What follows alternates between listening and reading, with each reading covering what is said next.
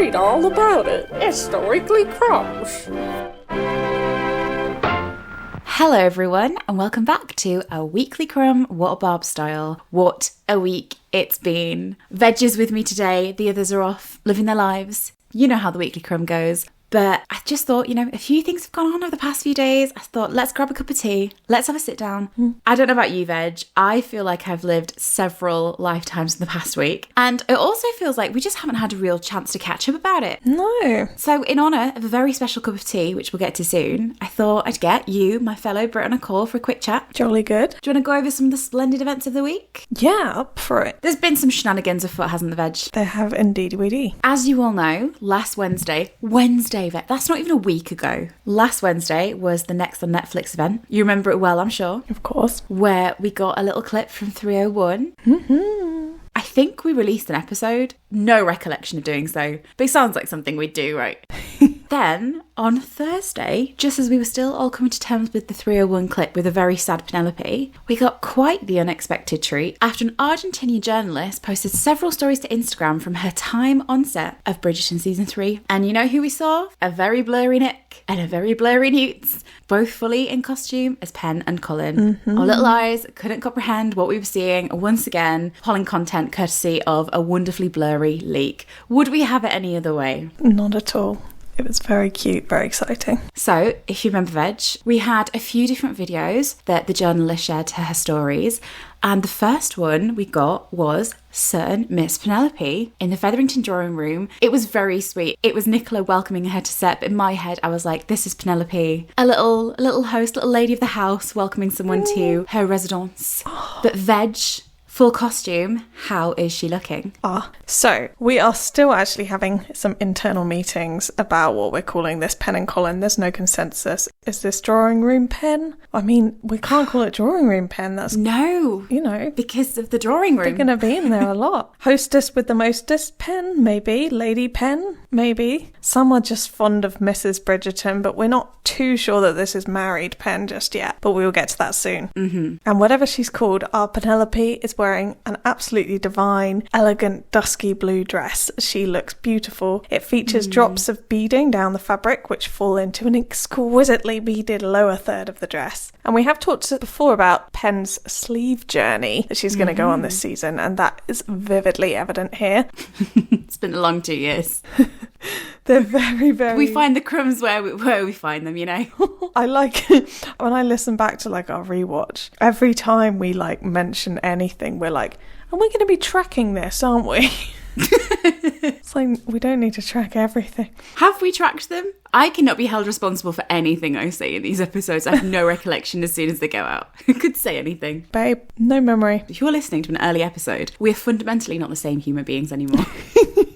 Right, so yeah, pen sleeve journey. Tell me about it. So her sleeves here are very light and sheer and delicate, and they're a far cry from the heavy, bulkier fabrics of Penelope's sleeves past. And dear listeners, we are watching this sleeve journey unfold before our very eyes as we move towards a more romantic and sensual style for Pen. Love it. And as for her beautiful, beautiful hair, her hair is cascading down her back in gorgeous waves, and her hair is entirely down except for one little blue flower pulling a wave or two over her left ear. Absolutely astonishing. Now, we're going to speculate in a little bit about when we think this is going to come in the story. Is she an early Pen? Is she a later Pen? Is she a married Pen? We will get there. As we see more and more of her wardrobe, how are you feeling? Because there's definitely a journey being told, right? Yeah. And this green dress at Lady Danbury's is definitely confusing me because we know that she's changed her whole wardrobe, and I'm like... And that's part of it, yeah. And you look at all the other dresses and they're all light pastel. It's such a departure, isn't it? Yeah. I like that though, because when we think about the sad Pen, as I call her, bless her little soul, at Danbury Ball,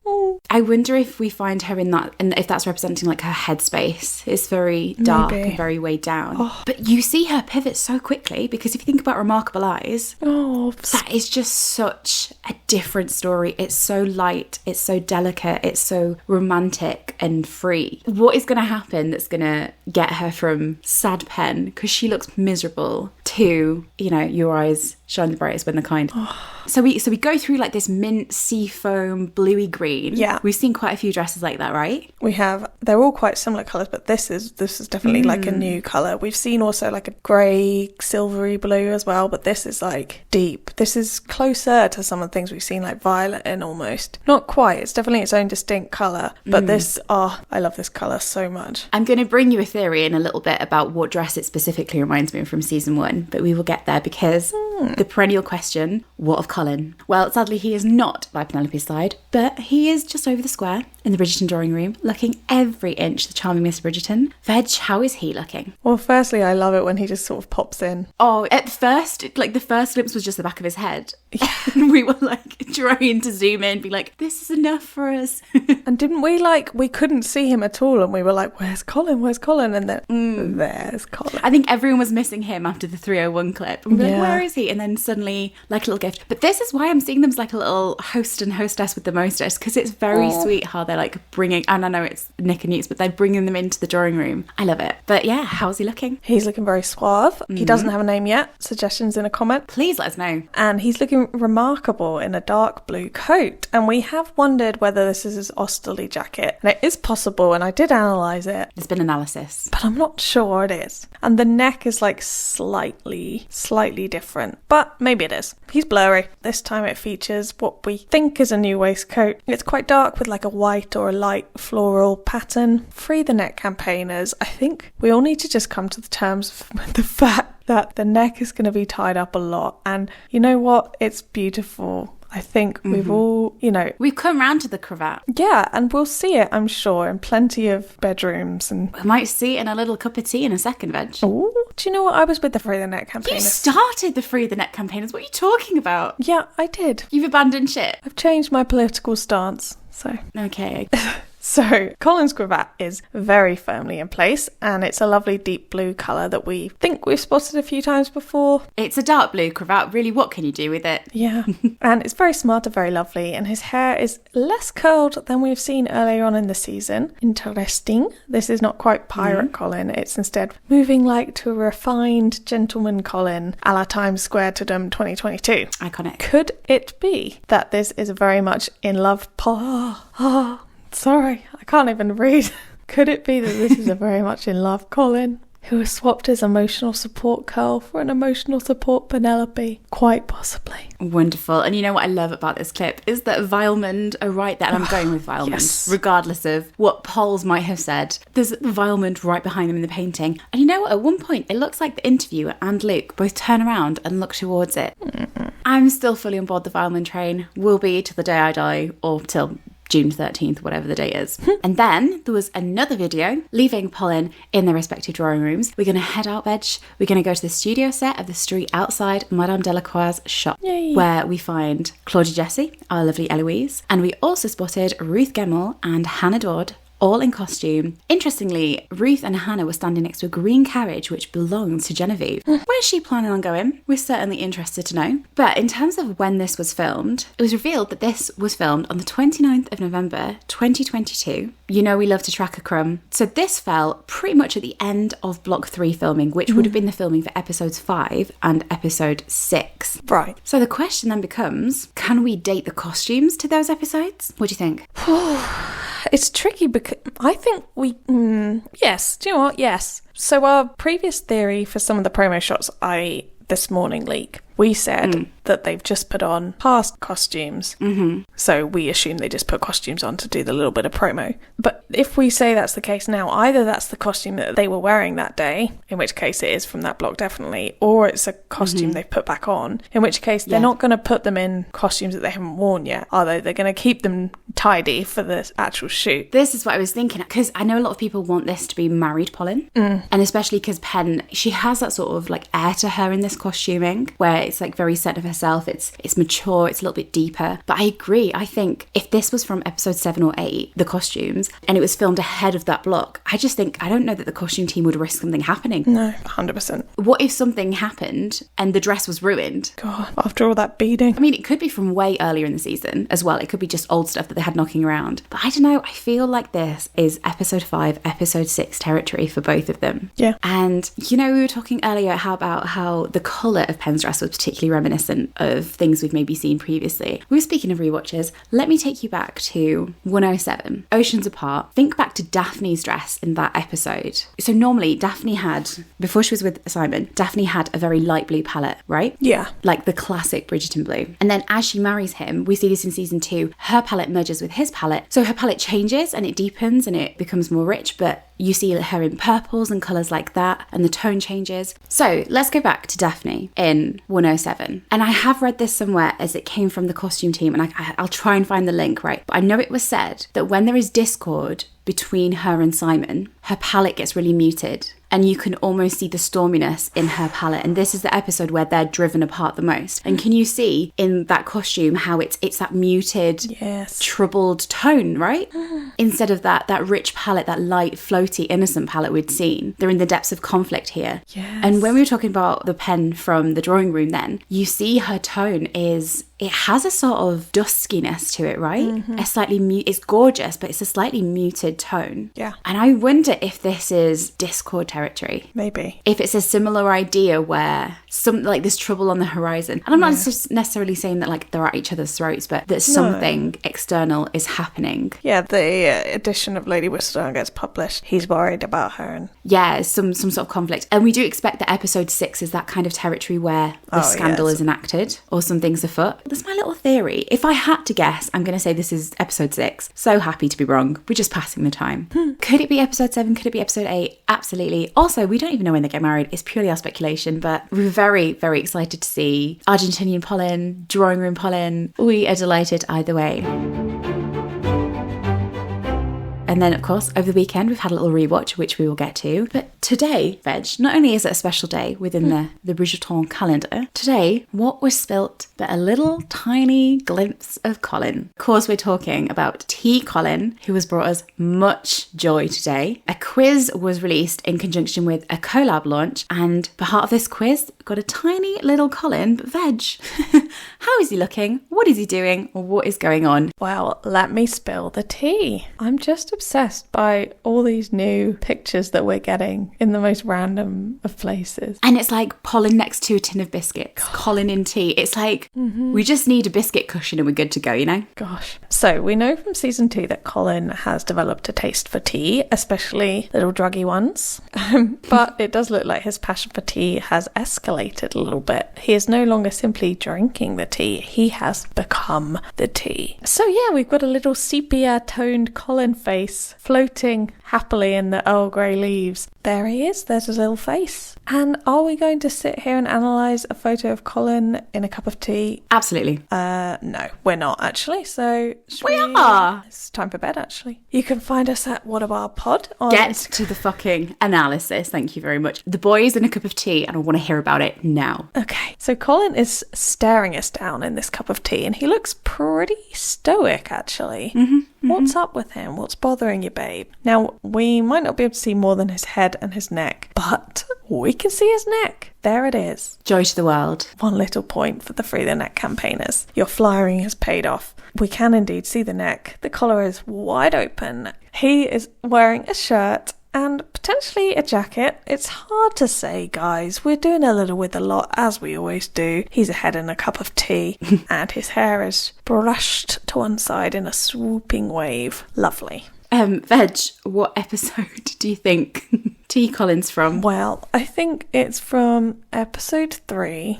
Why not? Cup of tea, there we go. It's a momentous day, Veg, as I'm sure you know, because the day that we're recording, I don't know when this is getting put out, who knows. But today, when we're recording, marks the 2-year anniversary of the release of season 2. Can you believe we're still here 2 years on? Happy anniversary. It's also my parents' wedding anniversary. Clearly the day for it. 35 years. That's too long, really, if we're honest. You know how I feel about love. I think 35 minutes is too long with someone. I think move on. All right, happy anniversary. It's a big day. Happy anniversary, Cantony, obviously. But happy anniversary to Heart Eyes, The Racist Scene, You Do Not Count, your little favourite, Beauty the Beast, Purpose, Feeding the Duck Staircase, The Special to Me Dance, and of course, Fife's Wildest Fantasies. It's all part of the journey, Veg. All part of the journey. Just remember there are no gemstone mines in Georgia and you'll be fine.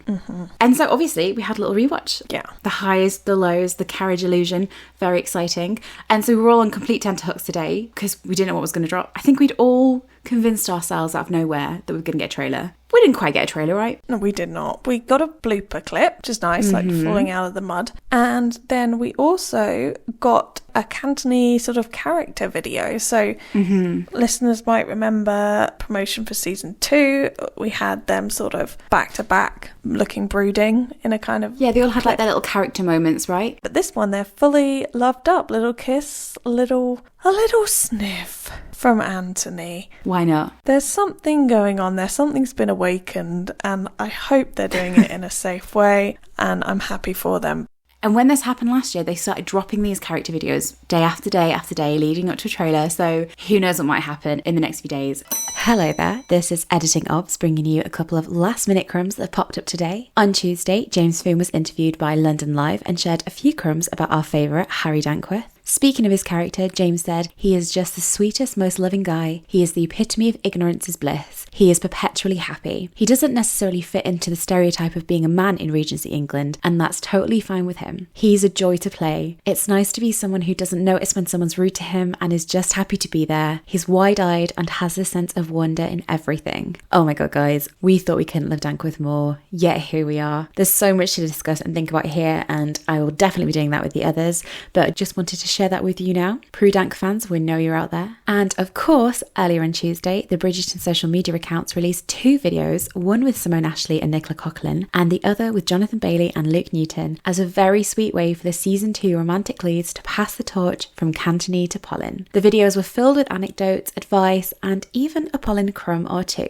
When Simone asked what Nicola was most excited for fans to see, Nicola said there were so many scenes that were iconic to book readers, and seeing them in the script and shooting them, I'm really excited for that. On a similar note, when Johnny asked Luke the same question, Luke said, "I know that there's moments in the book that fans are really excited about, and I feel we've crammed as many of those in as possible," which I know everyone is so excited to hear. Thank you, Luke, for that crumb. But he wasn't done with us. Luke also reflected that what's different about Colin and Pen is that we see them grow up and develop more. It's not just about them accepting who they are. It's about them both growing together and being like, can we make this work in the new versions of who we are? That line has absolutely flattered us, I can tell you. I can't wait to discuss this all more with the others. But in the meantime, here's how Beans reacted to the clips. Take it away, Beans. Oh my God, you guys. I have so many thoughts. I just got off therapy and just watched both of these videos of the 2 interviews, and I have so many thoughts. First of all, I feel like this is officially like them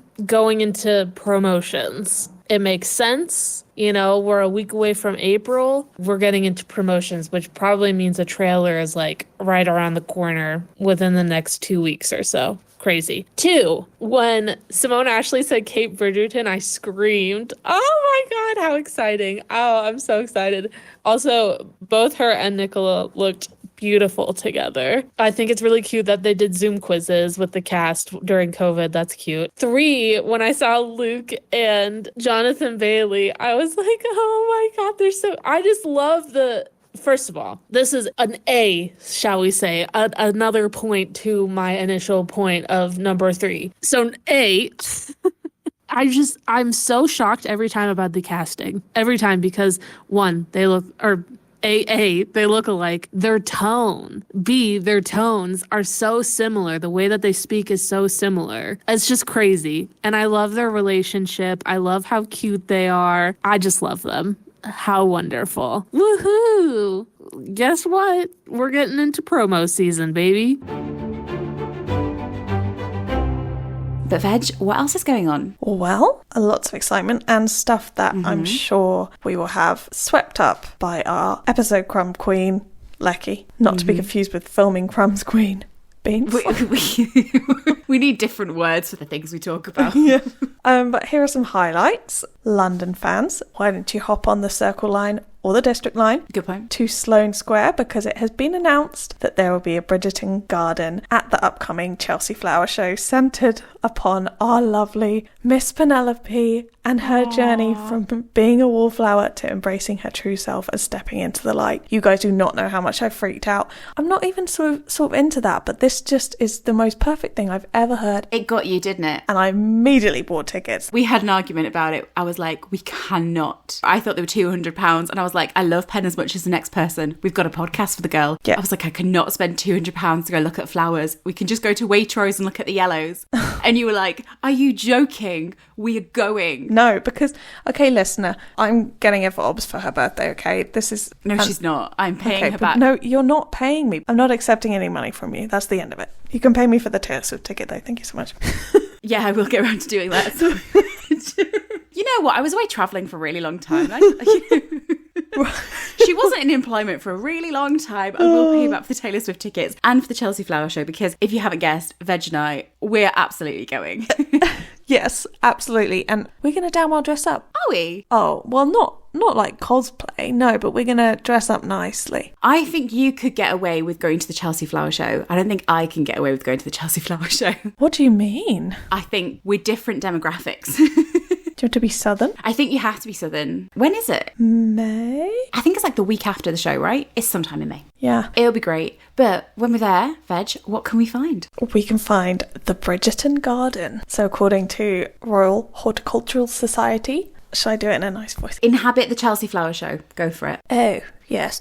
Well, the Bridgerton Garden is a secretive and secluded space based on Penelope Featherington and designed to reflect Penelope's personal journey. The planting reflects feelings of secrecy, growth, and desire.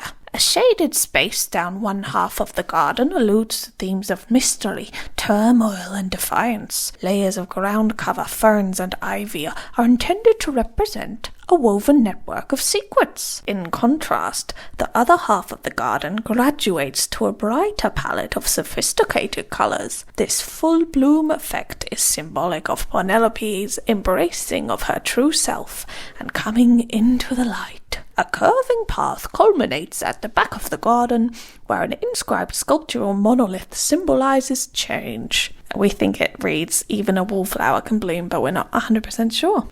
There it is. Thank you. I believe that some sketches are available. We'll share the link. But how exciting. This is adorable though, isn't it? I'm glad we're going. I'm so glad. A little garden for Pen. You know what? We've got a garden for Pen, and it's like secretive, and there's like twists and turns, and we all want like a garden rendezvous anyway, so this is just perfect. And then we've got Colin a cup of tea, we've got Colin next to some biscuits. What more could you ask for? Thrilled. What else is going on, Veg? So Nick was on the One Show. Mm-hmm. So she had a little talk about season 3. She said that it's the first season in which the leads are not the cool ones. Kate and Anthony, super cool. Daphne and Simon, mega cool. Penelope and Colin, nerds.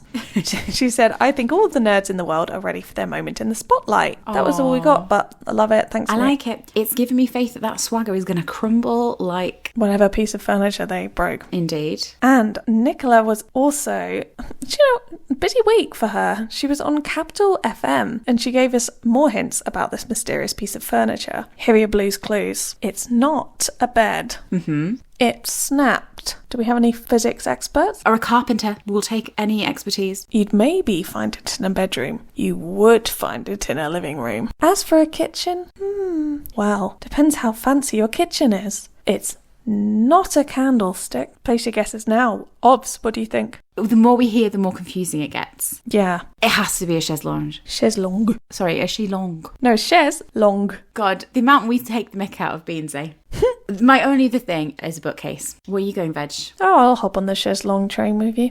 Come on, jump on with me. And finally, this is a big week for Nick, as Big Mood is released in the UK on the 28th of March. I can remember talking about this months ago. Do you remember it being filmed? God, oh my goodness. So many things have been filmed and released Yeah. in the past 2 years. Well, we are very excited. I'm very excited to watch it. Yeah, it's going to be great. I know it is. International fans, we think it will make its way to you soon. I'm not sure when, but it's probably going to be in the coming weeks. Of course. And I think that's it for our little weekly catch-up. I just thought I'd have a chat with you, Veg, to be honest with you. Thought, the Brits on the line. Yeah, it's been so lovely. There's a boy and a cup of tea. What more could you want? Our next episode, I think, join us over Easter. I'm not sure when over Easter. Give us some time. We're going to have actual Easter eggs and an actual Easter episode where we'll be finally, actually, genuinely getting around to Block 4 Part 2. Wonderful. It's been a journey, hasn't it? It has. And who knows what will happen in the next few days. If anything does happen, we'll sweep it up in our Breaking Crumbs. Thank you for joining me, Veg. Lovely to see you. Until I see you again, where can I find you? You can find us on Instagram and TikTok. Oh yeah, you can find all our episodes on podcast platforms and YouTube featuring collages. And I'm going to resurrect Beans from somewhere. She's out there in the world. Beans, my love. Hit it.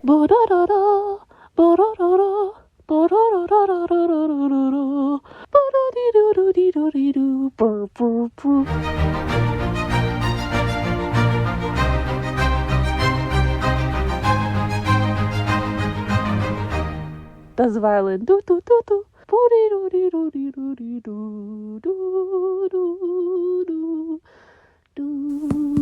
A Polin podcast.